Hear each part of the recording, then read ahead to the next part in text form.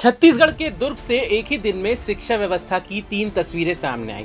बच्चे शिक्षक मांगने सड़कों पर बैठे, बच्चे ही शौचालय और बाउंड्री वॉल जैसी बुनियादी सुविधाओं के लिए चक्का जाम करते दिखे और शिक्षक टीटी की अनिवार्यता के खिलाफ सड़कों पर थे। शिक्षक तो पूरे प्रदेश भर में आंदोलन कर रहे थे। खास बात यह है कि शिक्षा मंत्री गजेंद्र यादव के गृह जिले से बच्चों के आंदोलन की तस्वीरें आईं। इस कहानी में एक और बड़ा सवाल है, क्या ये सिर्फ स्कूल की समस्याओं से उपजा बच्चों का आक्रोश है या फिर देश भर में युवाओं और छात्रों के आंदोलन के बीच जैन अल्फा भी आंदोलन की नई भाषा सीख चुके हैं? और कहीं ऐसा तो नहीं है कि बच्चों के इस गुस्से को सियासी मुद्दा बनाने की कोशिश हो रही है? सरकार की तरफ से भी इस प्रदर्शन के राजनीतिक इस्तेमाल की आशंका के संकेत दिए गए हैं। हालांकि ये क्या है, ये कहना जल्दबाजी होगी। पहली तस्वीर पेंड्रा वन के स्वामी आत्मानंद अंग्रेजी माध्यम स्कूल की है। यहाँ 9वीं से 12वीं तक करीब 400 छात्र छात्राएं पढ़ते हैं, लेकिन छात्रों का कहना है कि पढ़ाने के लिए पर्याप्त शिक्षक नहीं है। इसी मांग को लेकर मंगलवार दोपहर छात्र खैरागढ़ धमधा मुख्य मार्ग पर उतर गए और करीब 12 घंटे तक चक्का जाम किया, सड़कों पर डटे रहे। ये तस्वीर दुर्ग जिले की है। एसडीओपी, तहसीलदार, एसडीएम और स्कूल शिक्षा विभाग के अधिकारी मौके पर पहुंचे। अधिकारियों ने छात्रों को समझाने की कोशिश की, लेकिन बच्चे सिर्फ आश्वासन से मानने को तैयार नहीं थे।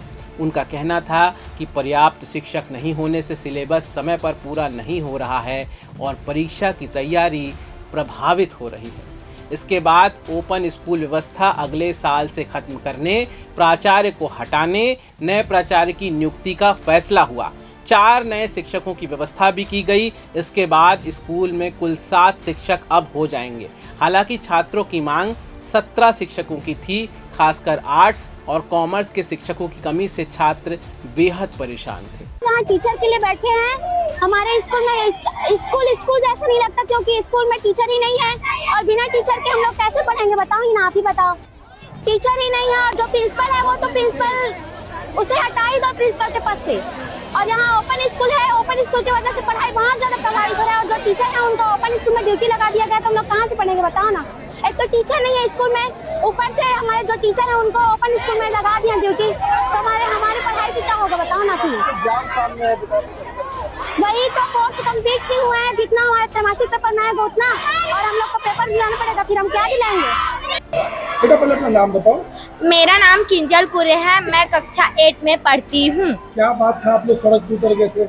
हम लोग सड़क को चक्का जाम इसलिए किए थे कि हम लोगों को स्कूल में 2-2 साल हो गए पढ़ते और हमारे स्कूल में शौचालय का अभी तक निर्माण नहीं हुआ है, न शौचालय बनने का। हम लोग बहुत सरपंच को बोले, मैडम को बोले, लेकिन उन लोग बोलते हैं बीओ के पास गया है, डीओ के पास गया है। तो हम लोग बोले हम लोग चक्का जाम करेंगे और हमारे स्कूल के लिए शौचालय का निर्माण कराएंगे। तो आज हम लोग चक्का जाम किए थे, इसलिए किए थे कि हमारे स्कूल में 2-2 साल हो गया शौचालय नहीं है और शौचालय नहीं होने के कारण हम लोगों को बहुत परेशानी होता है। बारिश में हम लोग कहाँ जाए, और लड़के ऐसे खुले में जा सकते हैं और लड़कियों को बहुत समस्या होता है, तो लड़कियों कहाँ जा सकते हैं? और इतने मंत्री शिक्षक अधिकारियों के लिए 6-6 महीने में कैसे बिल्डिंग खड़ा हो जाता है? और हम लोगों को गांव में इतने स्कूल में छोटे छोटे बच्चे पढ़ रहे हैं, उसके लिए सैकड़ों बच्चे पढ़ रहे हैं, उसके लिए एक शौचालय का निर्माण क्यों नहीं होता है? और बाउंड्रीवार के लिए बहुत समस्या हो रहा है हम लोगों को। हम लोग साइकिल रखते हैं तो बाहर से लड़के लोग आकर हमारे साइकिल को पंचर कर देते हैं, टायर को फोड़ देता है, साइकिल को गिरा देता है, किसी का साइकिल तोड़ देता है और कुछ बहुत सारे नुकसानी होते हैं। इसलिए हम लोग बाउंड्रीवार के लिए प्रेस किए हैं और हम लोग इसका निर्माण कर रहे हैं कि अधिकारियों से मैं यह निवेदन करती हूँ कि हम लोगों के स्कूल में एक शौचालय और बाउंड्रीवार का निर्माण कीजिए। धन्यवाद। स्कूल में शिक्षक कितने कम हैं? पढ़ाई और सिलेबस पर क्या असर पड़ रहा है? और सड़कों पर बैठने की नौबत क्यों आ रही है? ये सवाल हैं जिसका जवाब पूरा प्रदेश जानना चाहता है, बच्चे जानना चाहते हैं। ये प्रदर्शन अचानक नहीं हुआ था। 21 अगस्त को छात्र इसी समस्या को लेकर सड़कों पर थे। उन्हें उम्मीद थी कि जल्द शिक्षकों की व्यवस्था होगी, लेकिन मुख्य मांग नहीं माने जाने पर बच्चे दोबारा सड़कों पर आ गए। यानी एक ही स्कूल के छात्र कुछ ही दिनों में दूसरी बार चक्का जाम करने को मजबूर हो गए थे। सेलूद में पुलिस ने बच्चों को समझाया, सड़क जाम होने से एम्बुलेंस और ज़रूरी सेवाएं फंस सकती हैं समझाया। छोटे बच्चे हैं इसलिए समझाना ज़रूरी था, लेकिन बच्चों का सवाल बड़ा था। स्कूल में शौचालय क्यों नहीं है? आखिर क्यों यह व्यवस्था नहीं की गई है? हम कहेंगे तो आखिर किससे कहेंगे? यही सवाल पूरे मामले को सिर्फ एक चक्का जाम की खबर से आगे ले जाता है, तब जब पूरे देश भर में शौचालय बनाने की बात केंद्र सरकार कहती है। क्योंकि यह सवाल सिर्फ दुर्ग के 2 स्कूलों का नहीं है। पिछले कुछ दिनों से छत्तीसगढ़ में छात्र, शिक्षक और अभ्यर्थी शिक्षा से जुड़े अलग अलग मुद्दों पर सड़कों पर दिखाई दिए हैं। देश के दूसरे हिस्से में भी छात्र युवा आंदोलन चर्चा में रहे हैं। अब दुर्ग की तस्वीर खास इसलिए है क्योंकि पहली बार जैन अल्फा यानी स्कूल जाने वाली छोटी उम्र की पीढ़ी के बच्चे अपने हक की बात सड़क पर आकर कहते दिखाई दे रहे हैं। ऐसी तस्वीरें छत्तीसगढ़ के कई इलाकों से आई हैं, जहां बरसात के दौरान स्कूल से पानी चूने की समस्या हुई। कहीं शिक्षक नहीं थे तो कहीं शिक्षकों का बर्ताव अच्छा नहीं था। ऐसे कारणों के कारण बच्चों ने स्कूल में ताला जड़कर भी प्रदर्शन किया। ऐसी तस्वीरें पिछले 1 महीने भर से छत्तीसगढ़ के अलग अलग इलाकों से आती रहीं। तो क्या ये जैन अल्फा के भीतर पैदा हो रहा नया विरोध का तरीका है, या फिर बच्चों की वास्तविक समस्याओं के बीच राजनीति भी अपनी जगह बना रही है? इस सवाल का जवाब किसी एक तस्वीर से नहीं निकलेगा, लेकिन इतना ज़रूर है, जब बच्चे शिक्षक और शौचालय जैसी बुनियादी ज़रूरतों के लिए सड़कों पर आते हैं तो उनकी आवाज़ को सिर्फ राजनीति कहकर खारिज करना भी आसान नहीं है। क्योंकि जिस दिन बच्चे शिक्षक और बुनियादी सुविधाओं के लिए सड़क पर थे, उसी दिन शिक्षक भी सड़क पर थे। छत्तीसगढ़ शिक्षक संघर्ष मोर्चा ने 5 सूत्री मांगों को लेकर टीईटी मुक्ति रैली निकाली। मुख्यमंत्री, शिक्षा मंत्री, शिक्षा सचिव के नाम ज्ञापन सौंपा। शिक्षकों का सबसे बड़ा विरोध टीईटी की अनिवार्यता को लेकर है। उनका कहना है कि कई शिक्षक करीब 28 साल से सेवाएं दे रहे हैं और नियुक्ति के समय टीईटी अनिवार्य नहीं थी। अब 2028 तक टीईटी पास करने की शर्त से परेशान हैं। शिक्षकों का दावा है टीईटी पास नहीं करने पर पदोन्नति, वेतन वृद्धि भी प्रभावित हो सकती है और शिक्षकों की संख्या भी कम हो सकती है।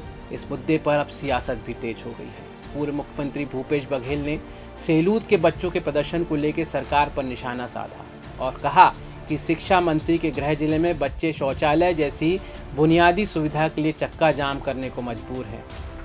मामला जैन जी और जैन अल्फा का है।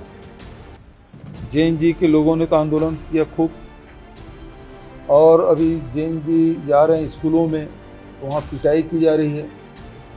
लेकिन हमारे छत्तीसगढ़ में भी जैन अल्फा के लोग, चाहे वो दुर्ग जिला हो, चाहे वो राजनांदगांव हो, चाहे खैरागढ़ हो, चाहे कमरदा हो, चाहे शक्ति हो, सभी जगहों में देखेंगे कि जैन अल्फा सड़कों पे है कि कहीं शिक्षक की कमी है तो कहीं स्कूल की कमी है। मुझे इस बात को बताते हुए प्रसन्नता है कि हमारी सरकार ने जहां 750 से अधिक स्कूल स्वामी आत्मानंद अंग्रेजी उत्कृष्ट स्कूल में हमने कन्वर्ट किया था। जहां भवन नहीं थे वहां भवन की स्वीकृति हमने प्रदान की, और लगभग उसमें शिकायतें यही आई थी कि स्कूल अब जर्जर हो रहे हैं, पुराने स्कूल बहुत जर्जर हो रहे हैं। तो उस अभियान के तहत कि उनको संधारण करना है। जब हम स्कूल को विद्या का मंदिर कहते हैं तो वह स्थान जहाँ हमारे बच्चे बैठते हैं, पढ़ते हैं, वो परिसर जो है बहुत सुंदर होना चाहिए, आकर्षक होना चाहिए, साफ सुथरा होना चाहिए, जिसमें सब प्रकार की व्यवस्था हो, पानी की, टॉयलेट की, सब की व्यवस्था हो, रंग रोगन भी होना चाहिए। और इसके लिए लगभग 1800 करोड़ रुपया स्वीकृत किया था 30,000 स्कूलों के संधारण के लिए। उसका नाम भी दिया था मुख्यमंत्री स्कूल जतन योजना, और जिसमें 1100 करोड़ रुपया हमने रिलीज भी कर दिया था। बहुत सारे स्कूल बन भी गए, लेकिन सत्ता परिवर्तन के बाद वो राशि करीब 700 करोड़ रुपया इन्होंने उसको आवंटन को निरस्त कर दिया, और उसके बाद इस सरकार ने 10,000 स्कूल बंद भी कर दिए। तो छात्रों के प्रति शिक्षा के प्रति इस सरकार के जो रवैया है वो स्पष्ट है और यही कारण है कि जेएनजी जेएन अल्फा आज आंदोलन कर रहे हैं। अब सरकार के सामने चुनौती सिर्फ प्रदर्शन खत्म कराने की नहीं है, बल्कि स्कूलों में शिक्षक, बुनियादी सुविधाएं और शिक्षकों की समस्याओं का स्थायी समाधान करने की है। यहीं से कहानी का राजनीतिक पहलू भी सामने आता है। विपक्ष इसे सरकार की शिक्षा व्यवस्था पर सवाल बता रहा है। मैं बता रहा हूँ, अभनपुर नहीं, सेलूद है। सेलूद का है।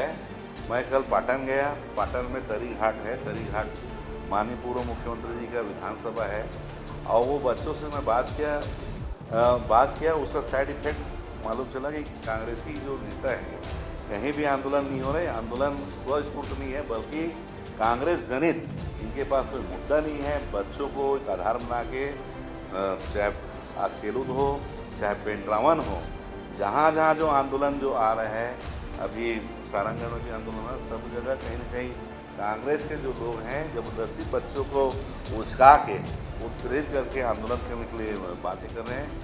जो बच्चे जहाँ जो समस्या है कि बिल्कुल वो हमारे बच्चे हैं, सरकार के बच्चे हैं, जो समस्या है उसको हम तत्काल बड़ी समस्या सामने आ रही है कि देखा जाए वीडियो के वायरल हुए कि जो टीचर्स है वो स्कूल में या तो शराब पीकर जाएंगे, स्कूल में ही शराब लगातार अलग। अभी तक हम लोगों ने कम से कम 10 लोगों को सस्पेंड किया है। आने वाले समय में जिसकी ज़्यादा शिकायत है उसको बर्खास्त भी करेंगे।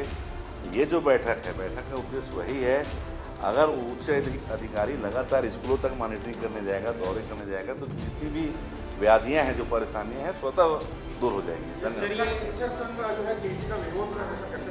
निश्चित रूप से हमारे देश के जो जेएनजी हैं, जेएन अल्फा हैं, मैं बता दूं कि वही देश है जब युवावस्था में स्वामी विवेकानंद जी ने पूरे विश्व को संदेश दिया। हमारे जेएनजी और जेएन अल्फा समझते हैं, लेकिन कुछ ऐसे लोग हैं, मैं बताया ना कि अभी कोई घटना हुई नहीं है उसके एडवांस में घेराव की तैयारी। ये क्या है, किस दिशा में जा रहा है, किस दिशा में युवाओं को ले जाना चाह रहे हैं आप? तो निश्चित रूप से इनको सबक मिलेगा और सबक तो हमारी छत्तीसगढ़ की जनता, देश की जनता इनको दे ही चुकी है। और आप सभी जानते हैं कि इनके आका कौन है, कौन लोग हैं जो ऐसा करते हैं।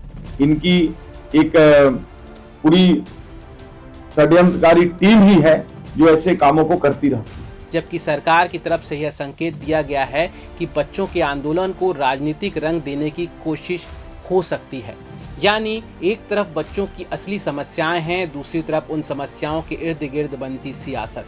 सवाल यही है, इन दोनों के बीच की रेखा कहाँ है? दुर्ग से आई इन तस्वीरों में बच्चे भी हैं, शिक्षक भी हैं, सियासत भी है, बच्चों का सवाल भी है, पढ़ाएगा कौन? बुनियादी सुविधाएं कब मिलेंगी? शिक्षकों का सवाल है। वर्षों की सेवा के बाद नई शर्तें क्यों? और सबसे बड़ा सवाल, क्या जेएन अल्फा सच में अपने हक के लिए आंदोलन की नई पीढ़ी बन रहा है या उसके गुस्से को सियासी लड़ाई का औजार बनाया जा रहा है? जवाब जो भी हो, शिक्षा व्यवस्था के इन सवालों को अब नज़रअंदाज करना आसान नहीं होगा। आपका क्या कहना है इस पूरे विषय पर? अपनी राय कमेंट बॉक्स पर रखकर बताइएगा। और बताइएगा साथ ही यह भी कि जेएनजी के बाद जेएन अल्फा का आक्रोश कहाँ तक सही है? क्या ये वाकई में उनका आक्रोश है या फिर यह केवल एक राजनीतिक मुद्दा है? या फिर अपनी राय भी रखिएगा कि देश में शिक्षा व्यवस्था को सुधारने के लिए सरकार को कितने कड़े कदम उठाने चाहिए।